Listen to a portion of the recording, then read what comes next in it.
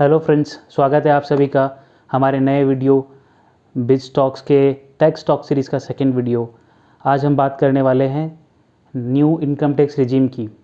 मैं हूं सी अंकुश देहसरिया, आप सभी का दोस्त, और आज मैं आपको बताने वाला हूं कि ओल्ड टैक्स रिजीम या न्यू टैक्स रिजीम जो कि अभी नया इस साल फाइनेंशियल ईयर 2021 की रिटर्न लगाने में हम यूज़ कर सकते हैं, उसमें से हमें किसके लिए जाना ज़्यादा बेहतर है। दोस्तों, न्यू टैक्स रिजीम का जो अनाउंसमेंट आया था उसमें फाइनेंशियल ईयर 2021 में आप जो रिटर्न लगाने वाले हो, अगर पोर्टल सही से काम करता है तो आप रिटर्न लगा सकते हैं दोनों में से एक ऑप्शन चूज़ करके। या तो आप ओल्ड के साथ जा सकते हो जैसे आप जाते आ रहे हो पूरे पहले से, और आप या तो नए वाले में शिफ्ट हो सकते हो। इसमें आज हम बात करेंगे सिर्फ स्पेसिफिकली इंडिविजुअल 60 ईयर से कम जिनकी एज है और एचयूएफ उन्हीं के बारे में। तो जो सैलरी इनकम अर्नर्स हैं, जो सैलरीड इनकम जिनको मिलती है, वो इसमें हर साल चूज़ कर सकते हैं कि उनको कौन से रिजीम से टैक्स पेमेंट करना है। और जो बिज़नेस इनकम अर्नर्स हैं उन्हें एक बार सोच समझ के नए में शिफ्ट करना होगा, क्योंकि एक बार जाने के बाद उनके पास वापस पुराने रिजीम में आके वापस से पुराना ऑप्ट करने का ऑप्शन नहीं है। तो आप जब भी इसको वीडियो को देखने के बाद भी आप एक प्रोफेशनल एडवाइस ज़रूर लीजिए टैक्स प्लानिंग करने के लिए, क्योंकि आप बिज़नेस इनकम अगर अर्नर हैं तो आप वापस आ नहीं पाओगे एक बार नए में शिफ्ट करने के बाद। पुराने और नए में बेसिक डिफरेंस क्या है? बेसिक डिफरेंस ये है कि नए रिजीम में आपको इनकम टैक्स की रेट्स कुछ रिड्यूस करके दी गई हैं, मगर उसमें एग्जेम्पशंस और डिडक्शंस जो होते हैं, करीब 70 डिडक्शंस इनकम टैक्स एक्ट ने दिए हैं in the due course of time. वो उनमें से बहुत सारे नए टैक्स रिजीम में अवेलेबल नहीं होंगे। तो हमें जब भी अपना टैक्स प्लान करना है, रिजीम प्लान करना है, तो हमें पहले दोनों के हिसाब से इनकम कंप्यूट करनी चाहिए। उसके बाद ही हमें ये डिसाइड करना चाहिए कि हम किस रिजीम में जाके अपना रिटर्न फाइल करेंगे।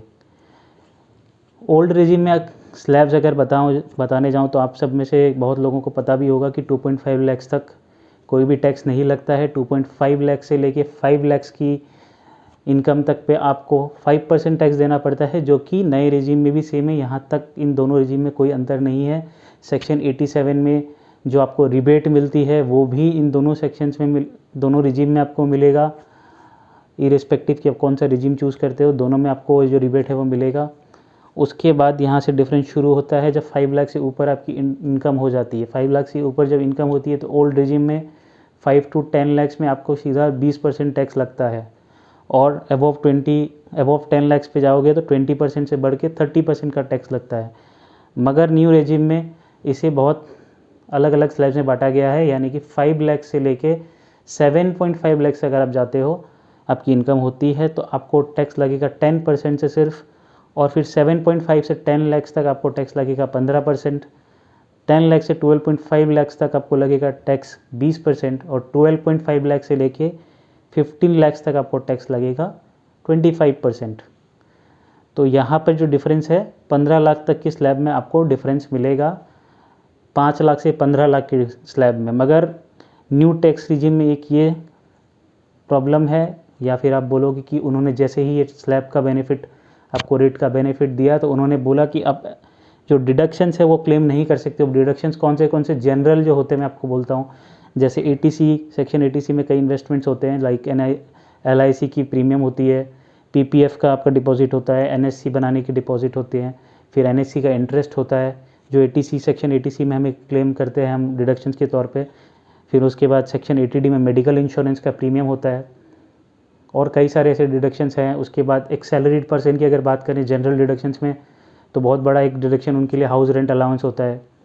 इस तरह के कोई भी डिडक्शंस उस नए टैक्स रिजीम में आपको नहीं मिलेगा, लोअर टैक्स रेट का खाली बेनिफिट मिलेगा। तो अगर आपके पास इस तरह के डिडक्शंस मौजूद नहीं हैं, लाइक आपका इन्वेस्टमेंट अगर इन सब इंस्ट्रूमेंट्स में नहीं किया हुआ, या फिर आपके पास हाउस रेंट अलाउंस जैसी चीज़ कोई एग्जाम्पशंस नहीं बन रही है आपकी, या डिडक्शंस नहीं बन रहे कुछ, तो ही आप नए टैक्स रिजीम में जाके आपको फ़ायदा मिलेगा up to a certain limit.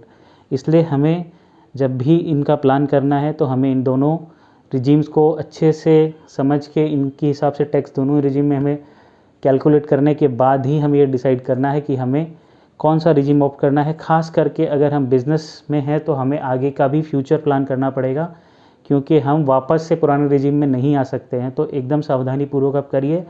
Seek a professional advice before going for any decision regarding the tax regime selection and plan your investments accordingly. अगर आप पुराने रिजीम में रहना चाह रहे हो तो इन्वेस्टमेंट्स करने के आपको फ़ायदे मिलते हैं कई तरह के इन्वेस्टमेंट्स में, मगर नए रिजीम में आप जा रहे हो then you can plan it according to your wish, looking at the returns only. Tax benefits आपको कुछ मिलने वाले उसमें है नहीं। उम्मीद है मेरे ख्याल से टैक्स फाइलिंग की सीज़न में आपको ये वीडियो बहुत उपयोग में आएगी। धन्यवाद। अगर आपको ये पसंद आया हो तो प्लीज़ इसको आगे शेयर और फॉरवर्ड करिए, और हमारे चैनल अगर आप सब्सक्राइब करना चाहते हैं तो प्लीज़ सब्सक्राइब करके रखिए ताकि आपको और भी आगे इस तरह की इन्फॉर्मेटिव वीडियोज़ मिलती रहें। Thank you so much.